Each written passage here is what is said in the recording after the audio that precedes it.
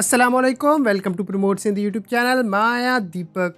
अॼु जो पंहिंजो टॉपिक आहे क्लासिफिकेशन ऑफ कंप्यूटर, जेका आहे super computer, main frame computer, mini computer ऐं माइक्रो कंप्यूटर। इन जे बारे में अॼु पाण पढ़ंदासीं।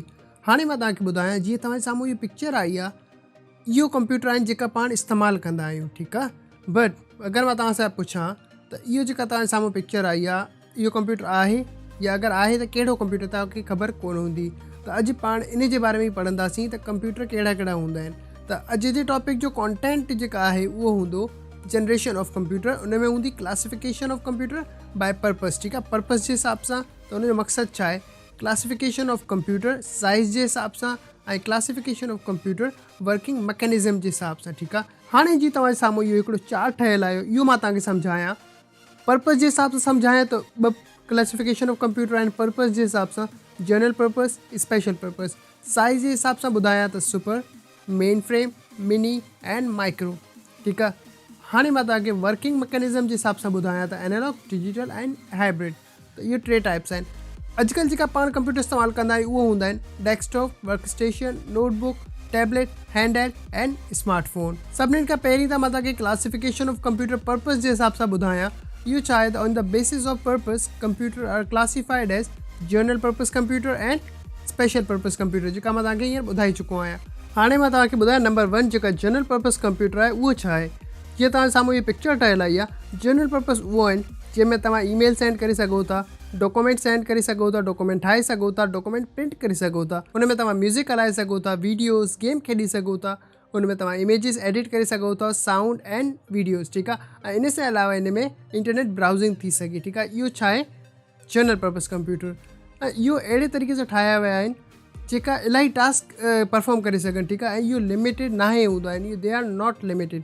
ऐं इहो मोर फ्लैक्सिबल हूंदा आहिनि स्पेशल पर्पस कंप्यूटर सां, ठीकु आहे। ऐं इन सां अलावा इहो तव्हांखे ॿुधायां त इहो कंप्यूटर जेका पाण पंहिंजे घर में ॾिसंदा आहियूं, पंहिंजे घर में कंप्यूटर हलाईंदा आहियूं, इहो छा आहे, इहो जनरल पर्पस कंप्यूटर हूंदा आहिनि।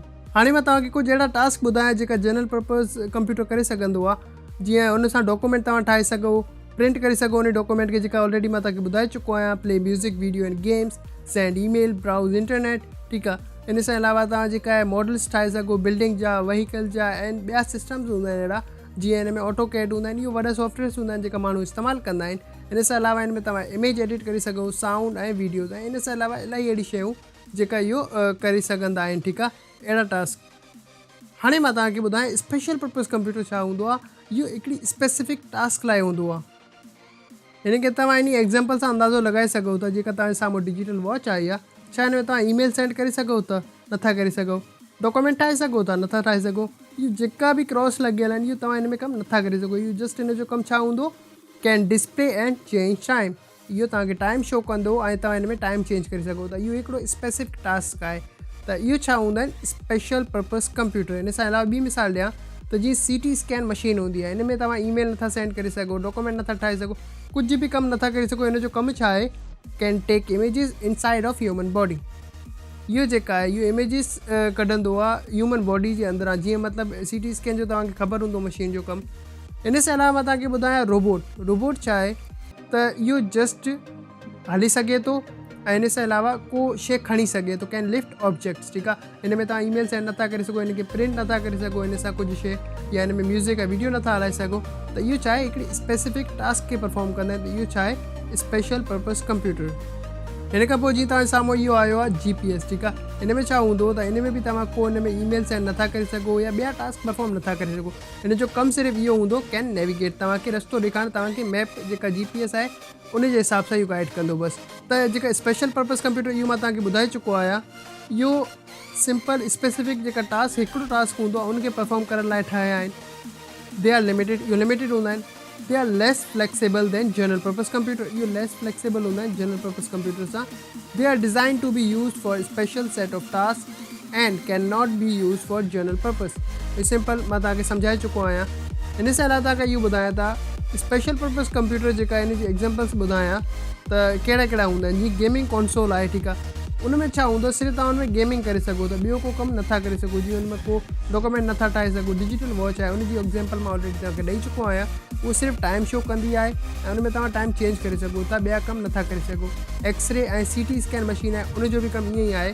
त उहो जेका आहे उहो ह्यूमन जी बॉडी जे इनसाइड खां इमेजिस गेट कंदो आहे, ॿियो उन जो को अहिड़ो कमु न आहे, ठीकु आहे। त इहो छा आहे, स्पेसिफिक टास्क परफॉर्म कंदा आहिनि। इहो आहे special purpose computer. Special purpose computer में ॿिया जीअं मां तव्हांखे रोबोट जे बारे में ॿुधायां त can only be use to perform special task, easy can lift, त इहो मां ऑलरेडी तव्हांखे सम्झाए चुको आहियां। GPS सिस्टम बि मां तव्हांखे ॿुधाए चुको आहियां। हाणे मां तव्हांखे कार कंट्रोल सिस्टम ॿुधायां त इहो जेका आहे, इहो सम्झो त चेंज, जीअं गेयर चेंज थींदो, ऑटोमेटिक गाॾियूं आहिनि, उन में इस्तेमालु थी सघे थो, ऐं control the auto lock and apply emergency brakes in car. त इन जो बि हिकिड़ो स्पेसिफिक टास्क ॾिनल हूंदो आहे हिनखे, इहो उहो ई परफॉर्म कंदो आहे। त इहो स्पेशल पर्पज़ कंप्यूटर जी कुझु एग्ज़ाम्पल्स हुयूं, ठीकु आहे। इहो स्पेशल पर्पज़ कंप्यूटर जी एग्ज़ाम्पल्स आहिनि, ATM मशीन आहे, कैलकुलेटर आहे, वॉशिंग मशीन आहे, ओवन आहे। त इहो स्पेशल पर्पज़ कंप्यूटर जी एग्ज़ाम्पल्स आहिनि, ठीकु आहे। हाणे मां तव्हांखे ॿुधायां classification of computer by size, ठीकु आहे। साइज़ जे हिसाब सां ॿुधायां त इहो 4 टाइप्स आहिनि हिन जी, ठीकु आहे। Number 1 super computer, number 2 main frame computer, number 3 mini computer, number 4 micro computer. हाणे मां तव्हांखे ॿुधायां सुपर कंप्यूटर जे बारे में। जीअं तव्हांजे साम्हूं इहो पिक्चर ठहियलु आहे, इहो आहे सुपर कंप्यूटर। इन जो नालो अगरि मां तव्हांखे ॿुधायां, IBM ब्लू जीन इन जो नालो हुयो, ऐं इन में इन जी अगरि मां प्राइस ॿुधायां त इन जो जेका हिकिड़ो रैक आहे, उन जी प्राइस $2 मिलियन आहे, ठीकु आहे। हाणे सुपर कंप्यूटर जी थोरी मां डिटेल सां ॿुधायां, इहो छा आहे त सुपर कंप्यूटर जेका आहे, उहो अहिड़ा कंप्यूटर ठाहिया विया आहिनि जेका मोस्ट पावरफुल कंप्यूटर आहिनि, जेका इंसाननि जी तरफ़ां सभिनीनि खां पावरफुल कंप्यूटर ठाहिया विया आहिनि, उहो आहिनि सुपर कंप्यूटर। इहो जेका सुपर कंप्यूटर आहिनि, इहो अॼु ताईं सभिनीनि खां जेका पावरफुल ऐं वॾे में वॾा कंप्यूटर ठाहिया आहिनि, इहो उहो आहिनि, ठीकु आहे। इहा जेका कंप्यूटर आहे, इहो 1000 जी क्वांटिटी में प्रोसेसर सां मिली करे ठहंदा आहिनि, ऐं इन तरह इहो 1000 जी क्वांटिटी में यूज़र्स खे बि हैंडल कंदा आहिनि, उन जा कमु कंदा आहिनि, ठीकु आहे। ऐं इन सां अलावा तव्हांखे इहो ॿुधायां त इहो जेका कंप्यूटर आहे, इहो ह्यूज अमाउंट ऑफ डेटा खे प्रोसेस कंदा आहिनि। इहो को नंढा कंप्यूटर न आहिनि, इहो हर जॻह इस्तेमालु न थींदा आहिनि। ऐं इहो जेका कंप्यूटर आहे, इहो इलाही वॾा हूंदा आहिनि साइज़ में, ऐं इहो वॾी जेका प्रॉब्लम्स हूंदियूं आहिनि, कॉम्प्लेक्स प्रॉब्लम्स, उन्हनि खे सॉल्व करण में कमु ईंदा आहिनि। ऐं इहो जेका आहे, इहो एक्सट्रीम कैलकुलेशन पावर जी जॾहिं ज़रूरत हूंदी आहे तॾहिं इस्तेमालु थींदा आहिनि। इन सां अलावा मां तव्हांखे इहो ॿुधायां त हिते लिखियलु आहे supercomputers are use for highly calculation intensive task, ठीकु आहे। त इहो हेठि टास्क लिखियलु आहिनि, अहिड़े टास्कनि में इहो कमु ईंदा आहिनि। वेदर फॉरकास्टिंग थी वियो, climate research, molecular modelling, physical simulation, major university जी वॾी यूनिवर्सिटीज़ उन में इहो कमु ईंदा आहिनि। मिलिट्री एजेंसीज़ हूंदियूं आहिनि, उन में इहो कमु ईंदा आहिनि, उन वटि इहो हूंदा आहिनि, ठीकु आहे। साइंटिफिक रिसर्च लेबोरेटरीज़ आहिनि, उन में इहो इस्तेमालु थींदा आहिनि। हाणे मां तव्हांखे कुझु जेका सुपर कंप्यूटर्स आहिनि, इन जा नाला ॿुधायां, जेका पावरफुल सुपर कंप्यूटर्स आहिनि। नालनि सां गॾु मां तव्हांखे इन जी इमेज बि ॾेखारे छॾियां। इहो आहे IBM ब्लू जीन, हे आहे IBM NORC, UNIVAC LARC, CDC 6600, ILLIAC 4 आहे इहो, ठीकु आहे। इन खां अलावा आहे इंटेल पैरागॉन XP S140, इन खां पोइ आहे हिटाची SR 2201, या उन खां पोइ स्लैश ॾेई करे 1024 लिखियलु आहे, ऐं हिन खां पोइ आहे नेट अर्थ सिम्युलेटर, ठीकु आहे। हाणे मां तव्हांखे ॿुधायां main frame computer. Main frame, इहो जेका तव्हांजे साम्हूं तस्वीर आई आहे, इहो पिक्चर आई आहे, इहो हूंदो आहे मेन फ्रेम कंप्यूटर, ठीकु आहे। हाणे इन जे बारे में मां तव्हांखे थोरी डिटेल ॿुधायां त इनखे जेका आहे माइक्रो कंप्यूटर बि चयो वेंदो आहे, बिग आयरन बि चयो वेंदो आहे, ठीकु आहे। इहो जेका कंप्यूटर आहिनि, इहो बि वॾी जेका ऑर्गेनाइज़ेशन्स हूंदियूं आहिनि उन लाइ इस्तेमालु थींदा आहिनि, ऐं वॾा क्रिटिकल जेका कमु हूंदा आहिनि, क्रिटिकल एप्लीकेशन्स हूंदियूं आहिनि, उन लाइ इस्तेमालु थींदा आहिनि। ऐं इहो जेका इलाही ह्यूज अमाउंट ऑफ डेटा हूंदो आहे, उनखे प्रोसेस लाइ कमु ईंदा आहिनि। जीअं को वॾी इंडस्ट्री थी वई, या फाइनेंशियल ट्रांजेक्शन प्रोसेस थी वई, जीअं बैंकिंग आहे, या को एयरलाइन आहे, उन्हनि में इहो इस्तेमालु थींदा आहिनि। को इहो बि हल्की जॻह ते इस्तेमालु न थींदा आहिनि। इहो जेका इलाही वॾा आहिनि ऐं पावरफुल कंप्यूटर आहिनि, बट इहो सुपर कंप्यूटर सां घटि आहिनि, ठीकु आहे। जॾहिं स्टार्टिंग हुयो, अर्ली टाइम हुयो मेन फ्रेम जो, उन टाइम इहो इलाही वॾा हूंदा हुया, ऐं इहो सम्झो त हिकिड़े घर या हिकिड़े कमरे जी जॻह जी साइज़ जा हूंदा हुया, ठीकु आहे। उन खां पोइ हिन जी हाणे जेका लेटेस्ट आहिनि, हिन जी साइज़ आहे उन खां नंढी थी वई आहे पहिरीं खां। हर शइ जेका आहे जनरेशन सां गॾु साइज़ में स्मॉल थिए पई, त इहो जेका आहे इहो बि साइज़ में स्मॉलर थी चुका आहिनि पहिरीं खां, ठीकु आहे। हाणे हिन में इहो लिखियलु आहे त इहो इलाही वॾा हूंदा आहिनि ऐं पावरफुल कंप्यूटर हूंदा आहिनि, ऐं इहो 1000 जी क्वांटिटी में जेका आहिनि यूज़र जो डेटा परफॉर्म कंदा आहिनि, उन ते कमु कंदा आहिनि, ठीकु आहे। बट अहिड़ा जेका सिस्टम हूंदा आहिनि, इहो फ्लैक्सिबल एतिरा न हूंदा आहिनि। इहो जेका आहिनि उहे स्पेसिफिक टास्क लाइ इस्तेमालु थींदा आहिनि। जीअं मेन फ्रेम आई, सम्झो त एयरलाइन जी एग्जांपल ॾियां, हिकिड़ी एयरलाइन आहे, उन में इहो इस्तेमालु थींदा आहिनि, ठीकु आहे। उन में छा हूंदो त जेका सिर्फ़ु एयरलाइन जी इंफॉर्मेशन हूंदी आहे, शेड्यूल हूंदा आहिनि उनजी फ्लाइट जा, उनजा डेटा हूंदा आहिनि, वीज़ा जी जेका डिटेल हूंदी आहे, पासपोर्ट जी जेका डिटेल हूंदी आहे पैसेंजर जी, ऐं जेका पूरो रिकॉर्ड हूंदो आहे पैसेंजर जो, उहो स्टोर करण जे कमु ईंदा आहिनि। त हिकिड़ो इहो स्पेसिफिक टास्क लाइ हूंदा आहिनि, ठीकु आहे। इहो जनरल पर्पज़ लाइ इस्तेमालु न थींदा आहिनि एतिरा। Means mainframe computer are not so much flexible. इहो मां तव्हांखे ॿुधाए चुको आहियां।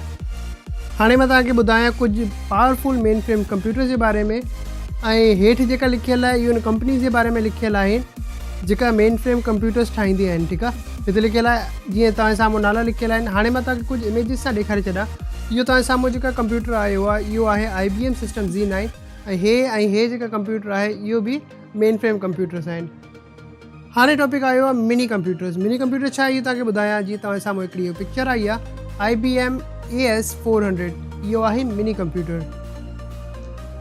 इहो जेका कंप्यूटर्स आहिनि इहो 1960 में ठहिया हुया, ऐं इहा जेका कंप्यूटर आहिनि मिनी कंप्यूटर्स इहो मेन फ्रेम कंप्यूटर्स सां पावर में घटि आहिनि।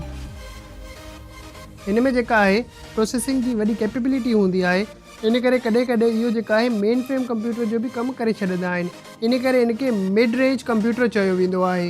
हिन जी साइज़ जेका आहे उहा हिकिड़े रेफ्रिजरेटर जेतिरी साइज़ हूंदी आहे, ऐं हिन सां अलावा हिन में एतिरी पावर हूंदी आहे त इहो हिकिड़े टाइम में इलाही जेका यूज़र्स आहिनि उनखे इहो हैंडल करे वेंदा आहिनि। जेका मिनी कंप्यूटर आहे इहो एट अ टाइम जेका आहे हिन में प्रोसेसिंग स्पीड एतिरी हूंदी आहे त इहो हंड्रेड्स ऑफ यूज़र खे हैंडल करे वेंदा आहिनि। जीअं मेन फ्रेम आहे इन तरह जेका मिनी कंप्यूटर आहे इहो बि जेका आहे इलाही इनपुट ऐं आउटपुट खे हैंडल करे वेंदा आहिनि माइक्रो कंप्यूटर सां वधीक, ठीकु आहे। मिनी कंप्यूटर्स खे अहिड़े तरीक़े सां डिज़ाइन कयो वियो आहे त हिनखे मल्टीपल यूज़र जेका आहिनि यूज़ करे सघनि पिया, बट कुझु अहिड़ा मिनी कंप्यूटर्स बि हूंदा आहिनि जेके सिर्फ़ु सिंगल यूज़र सां यूज़ कयो वेंदो आहे। जीअं हाणे हिते लिखियलु आहे कुझु एग्ज़ाम्पल्स ॾिनल आहिनि माइक्रो कंप्यूटर जी, इहो मां तव्हांखे इमेजिस सां सम्झायां।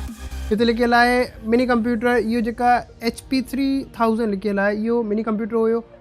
PDB-1, PDB-7, PDB-12, IBM AS400 इहो आहिनि मिनी कंप्यूटर। हाणे मां तव्हांखे ॿुधायां माइक्रो कंप्यूटर्स जे बारे में। इहो जेका पिक्चर तव्हांजे साम्हूं आई आहे हिन खां पोइ तव्हांखे आइडियो थी वियो हूंदो त जेका अॼुकल्ह तव्हां कंप्यूटर हलायो पिया तव्हांजे घर में, ऑफिसिस में, स्कूल में, उहो सभु माइक्रो कंप्यूटर आहिनि जंहिंखे डेस्कटॉप चइबो आहे, ठीकु आहे। हाणे मां तव्हांखे माइक्रो कंप्यूटर जे बारे में थोरो ॿुधाए छॾां त माइक्रो कंप्यूटर जी तव्हांखे हिन नाले सां ई आइडियो हूंदो त हिकिड़ी शइ सम्झो त कंप्यूटर में जेका कंप्यूटर जी हिस्ट्री आहे हुन में सभिनीनि खां नंढो जेका स्मॉलेस्ट कंप्यूटर आहे यूज़र लाइ ठाहियो आहे उहो आहे माइक्रो कंप्यूटर। माइक्रो कंप्यूटर जेका एतिरा स्मॉल हूंदा आहिनि साइज़ में त उनखे तव्हां कहिड़ी बि जॻह ते चाहो त रखी सघो था। डेस्क जे हेठि, डेस्क जे मथे, जीअं माण्हू टेबल ते रखंदा आहिनि ऐं हर जॻह माण्हू रखी सघो। इवन अॼुकल्ह त जेका मोबाइल फ़ोन हूंदा आहिनि पाण वटि उहो बि माइक्रो कंप्यूटर जी हिकिड़ी डिवाइस आहे ऐं उहा पाण पॉकेट में बि रखी सघूं था। हाणे तव्हां इन शइ सां अंदाज़ो लॻाए सघो था त माइक्रो कंप्यूटर जेका आहे इहो स्मॉलेस्ट कंप्यूटर्स हूंदा आहिनि। हिन कंप्यूटर खे माइक्रो कंप्यूटर इन करे बि चयो वेंदो आहे त इन में CPU जी जॻह ते माइक्रो प्रोसेसर जो इस्तेमालु थींदो आहे। हिन कंप्यूटर्स खे रखण लाइ तमामु घटि स्पेस जी नीड हूंदी आहे ऐं इहो उहे ई कंप्यूटर आहिनि जेका अॼुकल्ह घरनि में, ऑफिसिस में, स्कूलनि में, यूनिवर्सिटीज़ में इस्तेमालु थींदा आहिनि। माइक्रो कंप्यूटर्स खे अहिड़े तरीक़े सां डिज़ाइन कयो वियो आहे त एट अ टाइम हिनखे सिंगल पर्सन मतिलबु सिंगल यूज़र इस्तेमालु करे सघे थो, ठीकु आहे। त इन करे हिनखे पर्सनल कंप्यूटर बि चयो वेंदो आहे। हिन में 6 प्राइमरी टाइप्स आहिनि माइक्रो कंप्यूटर जी: desktop computers, workstation, notebook computers, tablet PCs, handheld computers, smartphones. हाणे जीअं तव्हांजे साम्हूं इहो पिक्चर आई आहे माइक्रो कंप्यूटर जंहिंमें डेस्कटॉप लिखियलु आहे, इन जे बारे में त मां ऑलरेडी ॿुधाए चुको आहियां तव्हांखे। नेक्स्ट पिक्चर आहे इहो वर्क स्टेशन आहे, इहो आहे नोटबुक जीअं लैपटॉप आहे, टैबलेट PC, हैंडहेल्ड, स्मार्टफोन। त इहो हुया साइज़ जे हिसाब सां क्लासिफिकेशन ऑफ कंप्यूटर्स। हाणे मां तव्हांखे वर्किंग मैकेनिज़म जे हिसाब सां क्लासिफिकेशन ऑफ कंप्यूटर्स ॿुधायां। इन में 3 टाइप्स आहिनि: analogue computer, digital computer, hybrid computer. सभिनी खां पहिरीं मां तव्हांखे एनालॉग कंप्यूटर जे बारे में ॿुधायां। एनालॉग कंप्यूटर्स उहे हूंदा आहिनि जंहिंमें इलेक्ट्रिकल, मैकेनिकल ऐं हाइड्रोलिक फिनोमिना ते कमु करे प्रॉब्लम्स खे सॉल्व कयो वेंदो आहे। ऐं इन सां अलावा इहो ॿुधायां त इहो फिज़िकल क्वांटिटी खे रिप्रेज़ेंट करे ॿिए को फिज़िकल सिस्टम ते कमु करे मैथमेटिकल ऑपरेशंस परफॉर्म कंदा आहिनि। इहो कुझु अहिड़ा कंप्यूटर्स हूंदा आहिनि जेका वोल्टेज ऐं टेम्परेचर जी मदद सां ॾिनल नंबर्स ते अर्थमेटिकल ऑपरेशंस परफॉर्म कंदा आहिनि। हूअं त जेका आहे पाण मेजरिंग ऐं काउंटिंग बि कंदा आहियूं, बट इहो जेका कंप्यूटर आहे एनालॉग कंप्यूटर्स इहो मेजरिंग कंदा आहिनि बट इहो काउंटिंग न कंदा आहिनि, छाकाणि त इहो जेका कंप्यूटर आहे इहो फिज़िकली कमु कंदा आहिनि डिजिटली कमु न कंदा आहिनि। ऐं हिन कंप्यूटर जो सभिनीनि खां वधीक जेका कमु आहे उहो साइंटिफिक ऐं इंजीनियरिंग प्रॉब्लम्स में हूंदो आहे। जीअं पाण शुरू में ई पढ़ियो हुयो त इहो जेका कंप्यूटर आहे इहो इलेक्ट्रिकल, मैकेनिकल ऐं हाइड्रोलिक फिनोमिना में कमु कंदा आहिनि। इलेक्ट्रिकल त तव्हांखे ख़बर हूंदी, मैकेनिकल बि, बट हाइड्रोलिक छा आहे इहो मां तव्हांखे ॿुधायां। इहो जेका पिक्चर तव्हां साम्हूं नज़र अचे पई, जेका मशीन आहे इहो हाइड्रोलिक फिनोमिना में कमु करण वारी हिकिड़ी मशीन आहे, जंहिंमें इहो सिलेंडर लॻल हूंदा आहिनि जेका प्रेशर सां कमु कंदा आहिनि। ऐं इहो हेठि जेका पिक्चर आहे हिन में इहो केबल आहे, इहो प्रेशर ॾियण लाइ कमु ईंदियूं आहिनि। त इन तरह इहो जेका मशीन आहे इहो हाइड्रोलिक फिनोमिना में कमु कंदी आहे। हाणे मां तव्हांखे ॿुधायां एनालॉग कंप्यूटर जे बारे में। एनालॉग कंप्यूटर्स में स्लाइड रूल हिकु अहिड़ो एनालॉग कंप्यूटर आहे जंहिंजी मदद सां पाण मल्टीप्लिकेशन ऐं डिवीजन करे सघूं था। वर्ल्ड वॉर 2 में गन डायरेक्टर ऐं बॉम्ब साइट जो इस्तेमालु कयो वियो हुयो। इहो जेका पिक्चर नज़र अचे पई इहो उन जो अपग्रेडेड वर्जन आहे, ठीकु आहे। जीअं तव्हां साम्हूं कुझु पिक्चर्स आहिनि, साउंड सिस्टम आहे, मीटर आहिनि, इहो सभु एनालॉग कंप्यूटर्स आहिनि, छाकाणि त इहो जेका आहे इहो फिज़िकली कमु कंदा आहिनि, ठीकु आहे। हाणे मां तव्हांखे ॿुधायां डिजिटल कंप्यूटर जे बारे में। डिजिटल कंप्यूटर्स उहे कंप्यूटर्स हूंदा आहिनि जेका एनालॉग कंप्यूटर सां वधीक एक्यूरेट रिज़ल्ट ॾींदा आहिनि। इन जो जेका डेटा आहे प्रोसेस थींदो आहे उहो 0 ऐं 1 जी जेका फॉर्म आहे उन में थींदो आहे। ऐं इहो जेका डिजिटल कंप्यूटर आहे इहो मैकेनिकल बेस्ड ऑपरेशंस परफॉर्म न कंदा आहिनि, इन करे इहो जेका आहे हैवी मैकेनिकल कंपोनेंट्स सां फ्री हूंदा आहिनि, ठीकु आहे। जीअं मोटर आहे, ईअं ॿी शयूं आहिनि, उन सां फ्री हूंदा आहिनि, इन करे इहो साइज़ में नंढा हूंदा आहिनि। ऐं पाण जेका नॉर्मल कंप्यूटर इस्तेमालु कंदा आहियूं घर में, यूनिवर्सिटी में, कॉलेजिस में, स्कूल्स में, इहो डिजिटल कंप्यूटर्स आहिनि। डिजिटल कंप्यूटर में प्रोसेसिंग लाइ हिकु हार्डवेयर हूंदो आहे जंहिंखे पाण प्रोसेसर चवंदा आहियूं। उन सां अलावा इन में मेमोरी, इनपुट ऐं आउटपुट डिवाइसिस ऐं स्टोरेज लाइ स्टोरेज डिवाइसिस हूंदियूं आहिनि। ऐं इन्हनि खे हलाइण लाइ हिकु स्पेशल सॉफ्टवेयर हूंदो आहे जंहिंखे ऑपरेटिंग सिस्टम चयो वेंदो आहे। इहो कंप्यूटर्स वधीक शोर न कंदा आहिनि, वज़न में घटि ऐं साइज़ में नंढा हूंदा आहिनि, इन करे इहो आइडियल कंप्यूटर्स आहिनि ऑफिस यूज़ लाइ। पोइ इहो लिखियलु आहे त पुराणे ज़माने जा जेका डिजिटल कंप्यूटर्स जंहिंखे पाण जनरेशन ऑफ कंप्यूटर में डिफाइन करे छॾियो हुयो, ऐं हेठि हुन खां पोइ लिखियलु आहे अॼु जे ज़माने जा जेका कंप्यूटर आहिनि डिजिटल कंप्यूटर, उन में इस्तेमालु थिए पियो जी Intel corps i5, corps i7। इहो जेका पिक्चर तव्हांजे साम्हूं आहे इहो हिकिड़ी डिजिटल कंप्यूटर जी एग्ज़ाम्पल आहे। हाणे मां तव्हांखे ॿुधायां हाइब्रिड कंप्यूटर्स जे बारे में। हाइब्रिड कंप्यूटर उहो कंप्यूटर हूंदा आहिनि जंहिंमें ॿिन्हिनि कंप्यूटर जो कॉम्बिनेशन हुजे, मतिलबु एनालॉग ऐं डिजिटल कंप्यूटर जो कॉम्बिनेशन। हिन कंप्यूटर जो वधीक इस्तेमालु इंजीनियरिंग ऐं मेडिकल फील्ड्स में कयो वेंदो आहे। त इहो हुयो अॼु जो टॉपिक। मां उमीद थो कयां इन टॉपिक सां तव्हांखे सिखण लाइ ज़रूरु मिलियो हूंदो। पोइ अॼु जो टॉपिक थिए पियो ख़तमु हिते ई। मिलूं था नेक्स्ट वीडियो में नेक्स्ट टॉपिक सां गॾु। अल्लाह हाफ़िज़।